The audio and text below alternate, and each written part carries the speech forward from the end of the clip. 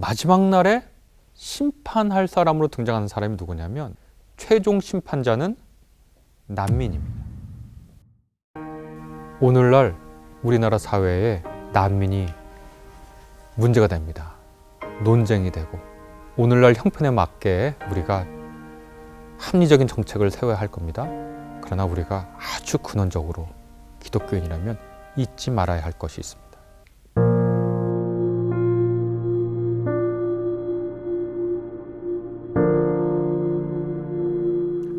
난민을 바라보는 여러 시각들이 있습니다. 한쪽에서는 굉장히 우려하고 불안해하고 또 걱정하죠.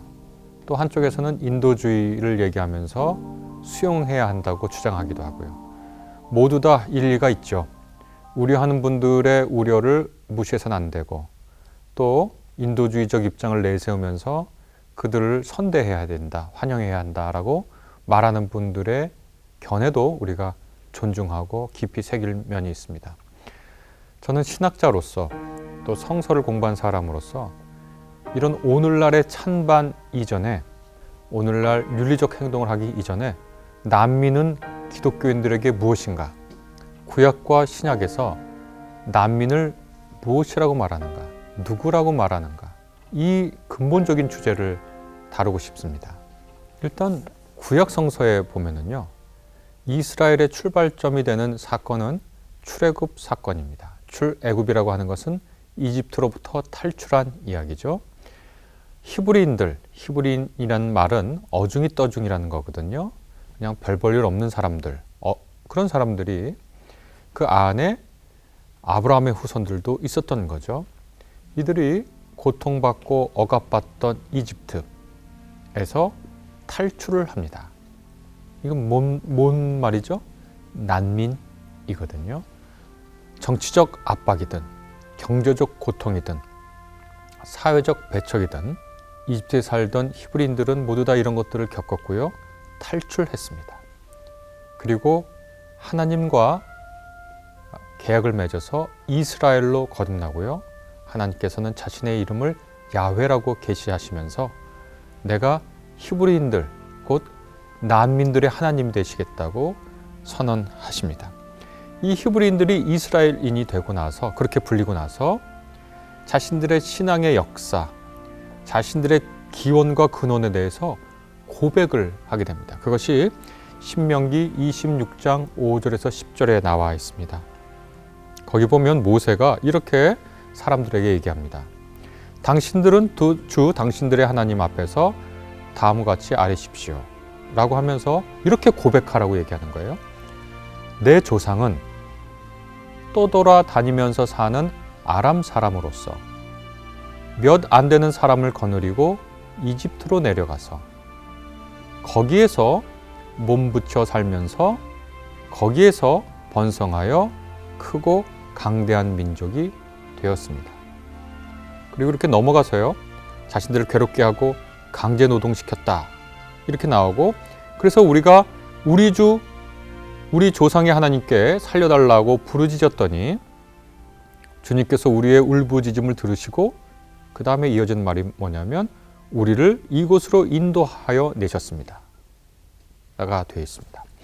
여러분 한번 이 구절을 찬찬히 한번 생각해 보십시오.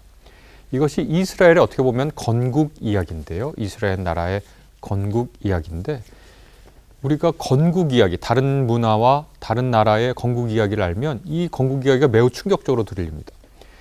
우리의 대한민국의 건국 이야기는 단군 신화예요. 우리는 다 하늘에서 왔다 그래요. 하늘에서 온 단군의 후예요. 옆에 나라인 일본도 태양, 이런 곳에서 자신들의 태양의 후손이라고 얘기를 해요. 그런데 이 이스라엘 사람들이 고백하는 건국 이야기는 어떻게 되냐면요. 우리 조상은 하늘에서 온 사람들도 아니고 태양의 후손도 아니고 떠돌아다니면서 사는 아람 사람이라고 하는 겁니다. 떠돌아다니다. 아람이라는 말은 높이다, 높은 지방이라는 뜻이니까 자신감이 묻어나는 말이지만 떠돌아다니다 라고 하는 것은 어디 정처둘 데 없는 사람들이라는 뜻입니다. 정착할 곳이 없는 사람들이라는 뜻입니다. 이 떠돌아다닌다. 다른 어떤 정착한 사람들을 눈에서 보면 불량하고 위험하고 걱정되는 사람들이죠. 이 사람들이 기근 때문에 야곱의 후예들이죠. 이집트 고센 땅에 가서 살게 됩니다. 근데 그 살게 됐다는 걸 어떻게 표현하냐면요. 참 성경이 참 날카롭고 재밌습니다. 거기에서 몸부쳐 살았대요. 몸부쳐 살았다 하는 것을 한자어로 한번 바꿔볼까요? 기생이 되겠죠. 그러니까 이렇게 자신들의 조상을 고백하는 겁니다. 우리는 정처 없이 떠들던 사람인데 기근이 돼서 이집트 고센 땅 가서 기생했습니다. 이것이 자신들의 건국 이야기입니다. 너무 심한 번역일까요? 한 영어 번역 성경이 있는데요. CEV라고 하는 영어 성경이 있는데 거기 보면 우리 조상은 홈리스였습니다. 이렇게 번역을 했습니다. 홈리스, 떠돌아다니다. 히브리어로 아바드라고 하는 건데 정말 정처 없이 가는 것을 뜻합니다. 몸부쳐 살다. 히브리어로 구르라고 하는 건데 이 구르는 자기 고향이 아닌 곳에서 일정 기간만 사는 외국인의 정착 생활이거든요. 그러니까 어떤 사람이 그곳에 살지만 거기 정착한 게 아니에요. 그 도시의 시민이 아니에요. 그냥 떠돌아다니다가 잠시 머무는 사람들이에요. 그러니까 이집트 사람들이 봤을 때 이 히브리인들은 어떤 사람들입니까? 이 사람들은 고센 땅에 정착해서 자신들이 가져가야 할 이익을 함께 나누어 가져가는 사람들이에요. 다시 말해서 이익을 침해하는 사람들이에요. 이집트는요 아주 풍요로운 땅이기 때문에 외국 세력의 침략이 세요. 그러니까 만약에 외국의 어떤 족속이 침략한다. 그러면 여기 사는 우리 시민권자가 아닌 사람들은 그 외국 세력하고 붙어가지고 연합해서 우리를 군사적으로 공격할 수도 있는 위협 세력이에요. 더군다나 그들이 갖고 있는 천박한 문화, 상스러운 언어, 아주 그 이상한 종교는 우리를 더럽게 하고 우리의 정체성을 흩어놓을 거예요. 그러니까 이집트 사람들이 이 히브리인들에게 대했던 정책이 뭐였냐면 강제 노동을 시켜서 힘을 뺐고요. 그리고 태어난 첫 번째 사내 아기를 죽이는 거였어요. 이 히브리인들이 하나님께 울부짖습니다. 하나님의 백성 이스라엘의 이야기는 곧 난민의 이야기였고 홈리스의 이야기였고 이 사람들은 우리를 더럽히고 우리의 정체성을 흐트려 놓고 우리의 이익을 가져간다 라고 생각해서 박해받던 이들이 탈출을 해서 시작한 이야기가 구약 성서의 핵에 놓인 이야기입니다.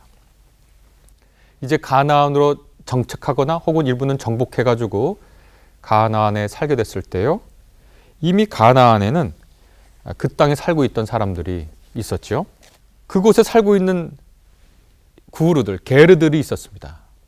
외국인이라고 우리 새 번역에서는 번역했는데 바로 난민들입니다. 혹은 유목민들이죠. 11조를 말하는 신명기 26장 10절에서 13절에서 모세는 이렇게 말을 있습니다.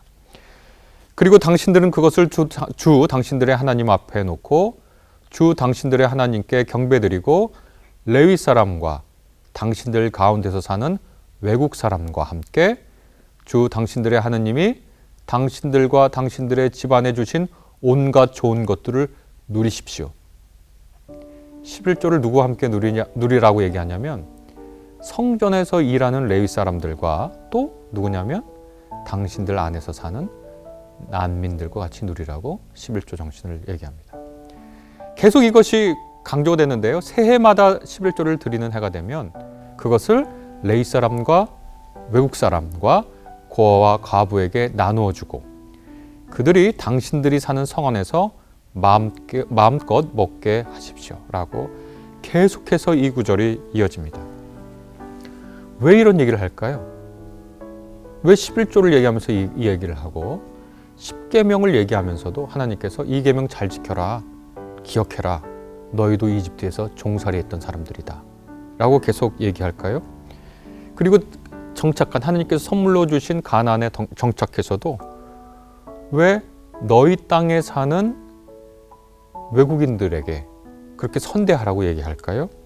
그것은 자신들이 머물고 있는 땅이 자신들의 것이 아니라 하나님이 자신들에게 선사한 선물이라는 것을 잊지 말라고 하는 당부입니다. 따라서 그들은 땅의 소산을 하나님께 드려서 그분이 그 땅의 주인임을 확인해야 하는데, 이 땅의 주인이 하나님이십니다 라고 고백하는 형태가 뭐냐면, 그 땅에 사는 권리가 없이 사는 외국인들과 더불어 먹고 마시면서 마음껏 먹도록 해주는 것이 당시의 얘기입니다. 물론 당시와 오늘날에는 굉장히 큰 차이가 있죠. 당시는 인구 밀도가 높지도 않을 때고요. 또 여러 가지 사회적 제도가 오늘과는 다른 때죠. 그러나 우리는 이것이 하나님의 말씀인 것을 깊이 생각해 봐야 합니다. 신약 성경에 와서는 어떻게 됐을까요? 구약의 중심 인물이 모세라면 신약의 중심 인물은 말할 것도 없이 예수 그리스도시죠. 예수 그리스도가 태어난 이야기부터 돌아가신 이야기까지, 그것이 이제 복음서 핵심 아닙니까? 그 다음에 부활하신 얘기까지. 예수님이 태어나셔서 어떤 일을 겪으셨죠?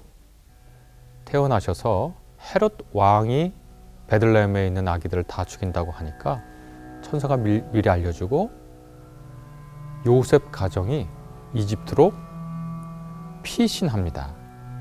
그걸 뭐라고 부르죠? 우리가 피난민이라고 부릅니다. 예수님의 가정은 이집트로 피난한 피난민입니다. 정치적 피난민이죠. 헤롯 대왕이 죽고 나서 다시 유대 땅으로 돌아가지만 베들레헴에 살지 못하고 변방인 갈릴리로 가서 살게 됩니다. 예수님의 생애를 쭉 보면은요, 마태복음서를 특별히 보면 예수님 참 많이 피해 다닙니다. 피해 다녔다라고 하는 것만 해도 마태복음서의 2장, 4장, 12장, 14장, 15장 계속해서 예수님께서 피해 다니셨다라고 얘기하고요. 그분은 또 길 위에서 사셨어요. 여우도 굴이 있고 하늘을 나는 새도 보금자리는 있지만 인자는 머리 둘 곳이 없다. 이렇게 얘기하셨잖아요. 자발적인 방랑이었을까요?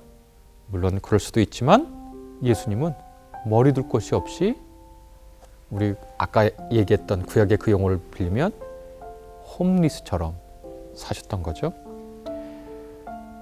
새벽 인력 시장에서 고용주를 기다리며 마음 졸였던 경험이 없는 분이 어떻게 포도원 품꾼의 비유 같은 것을 들면서 일용 잡급 노동자, 이른바 새벽마다 정처 없이 떠도는 노동자의 삶을 잘 말씀할 수가 있었을까요? 예수님이 마주했던 모든 사람들, 마가복음 6장 34절에 보면 그들이 마치 목자 없는 양과 같으므로 그들을 불쌍히 여기셨다. 이렇게 되어 있고요. 마태복음 14장 13절에 보면 무리가 여러 동네에서 몰려 나와서 걸어서 예수를 따라왔다. 이렇게 되어 있는데 예수께서는 그들을 보시고 광야에서 헤매는 무리처럼 보셨습니다. 지도자 없이 이리저리 방랑하는 사람들로 보이신 거죠. 그곳에서 예수께서 오병이어의 기적을 베푸시고 무리들을 먹이셨죠. 사람들이 그분을 모셔다가 왕으로 삼으려고 하셨지만 예수님께서 거절하셨죠. 그리고 마태복음 25장 31절 46절을 보면 예수께서 우리가 왕처럼 대해야 할 존재들이 어떤 존재인지를 말씀하시거든요. 오늘날 사회는 입법, 사법, 행정이 분리되어 있지만 고대 사회는 입법, 사법, 행정하는 사람이 딱 한 명입니다. 왕이거든요. 심판자가 누구냐면 왕인 거예요. 예수께서 말씀하신, 제가 아까 거명한 마태복음 25장 31절에서 46절을 보면 마지막 날에 심판할 사람으로 등장하는 사람이 누구냐면 이 땅에서 지도자, 정말 통치자가 아니라 줄인 사람, 목마른 사람, 나그네, 권리 없는 거주자나 불법 체류자를 뜻하거든요. 헐벗은 사람, 병든 사람, 감옥에 갇힌 사람, 이 사람에게 어떻게 했는지가 바로 예수님께 한 것이라고 얘기합니다. 다시 말해서 최종 심판자는 난민입니다. 예수께서는 기적의 통치자를 구하지 말고 음식을 나누고 물을 주며 잠자리를 제공하고 입혀주고 돌봐주고 감옥을 방문하여 지극히 보잘것없는 사람의 심판을 받을 준비를 하라고 그 비유에서 우리에게 얘기합니다. 바로 난민이 최후의 심판자로서 그들에게 무엇을 했는가로 사람들의 최종 운명이 결정될 거다. 이렇게 마태복음서 25장은 얘기합니다. 바울은 어떻게 얘기할까요? 바울은 신앙인들은 하늘의 시민권자라고 얘기하거든요.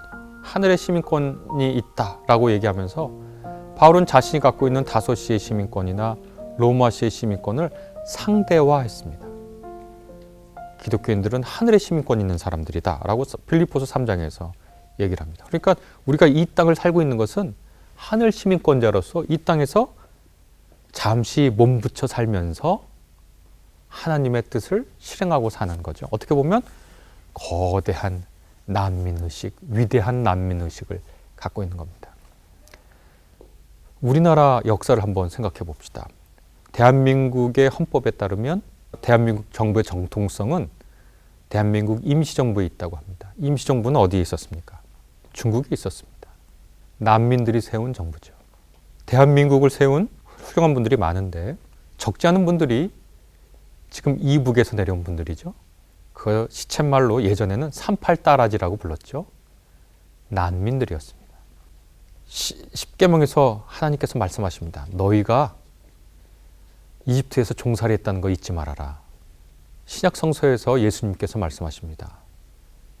예수님 스스로 난민이셨고 바로 최후의 심판자는 왕이 아니라 지금 우리 눈에 볼 때 헐벗고 굶주리고 집이 없어 돌아다니는 감옥에 갇힌 그들이다. 바울은 얘기합니다. 우리는 하늘 시민권자라고, 이 땅은 나그네처럼 사는 거라고. 실제로 우리 대한민국의 역사를 봐도 난민이 세운 정부에 정통성을 두고 있는 정부입니다. 나라죠. 그리고 한국전쟁이라는 비극을 겪을 때 수많은 난민이 탄생했고, 이게 한국전쟁에서 발생한 난민을 인도, 또 브라질 이런 곳에서 받아주었죠. 오늘날 우리나라 사회에 난민이 문제가 됩니다. 논쟁이 되고 오늘날 형편에 맞게 우리가 합리적인 정책을 세워야 할 겁니다. 그러나 우리가 아주 근원적으로 기독교인이라면 잊지 말아야 할 것이 있습니다.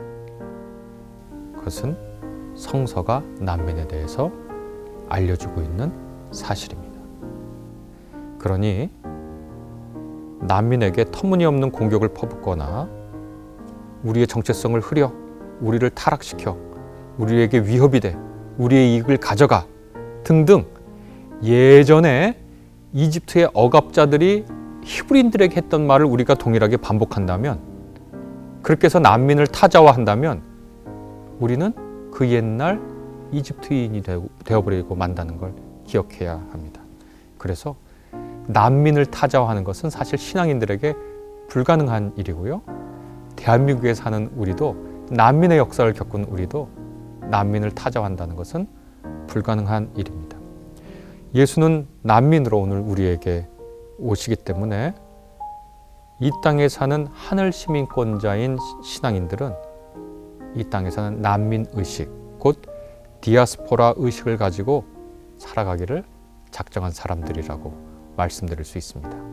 이 고백 위에, 이 사실을 인지한 것 위에 우리는 난민을 바라봐야 되겠다, 이렇게 생각합니다.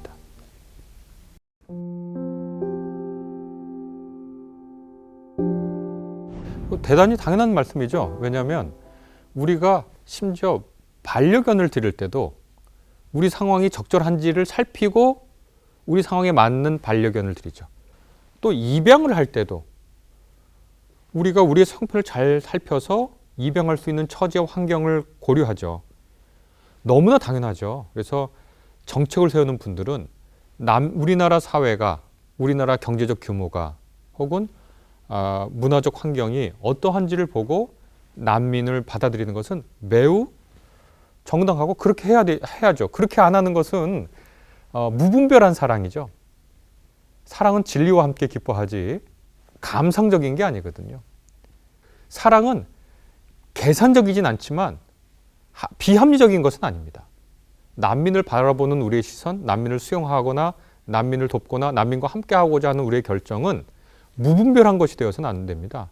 합리적이고 타당한 것이 되어야 되겠죠. 그러나 그 밑바탕에 깔려있는 것은 무엇이어야 되는가? 어떤 사람들은 인도주의를 얘기하는데 그것도 훌륭한 정신이죠. 그런데 기독교인들은 인도주의 정도를 얘기해서는 안 된다는 겁니다.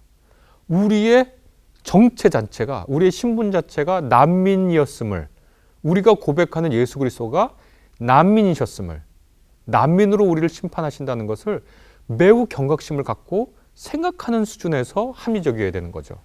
그러니까 불쌍히 안 됐어, 도와야지 하는 정도의 수준을, 그런 생각을 비기독교인이 갖는 것은 훌륭한 일이고 우리도 그것을 기독교인도 가져야 되지만, 동시에 기독교인은 난민이 바로 우리의 정체성이고 우리의 신앙 고백의 대상이었고, 또 구약 성서에 나온 히브리인과 이스라엘 사람들의 핵심 정체에 놓여 있다는 걸 알아야 됩니다. 그래서 조금 형식적인 말로 하자면 난민은 우리의 존재론적 성격입니다. 우리 존재 아주 깊은 곳에 우리가 난민입니다.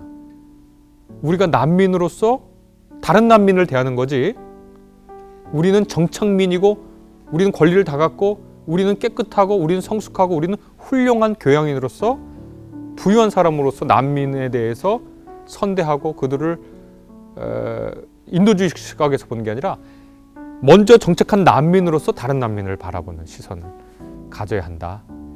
기독교인의 신앙 고백이다. 그렇게 말씀드릴 수 있습니다.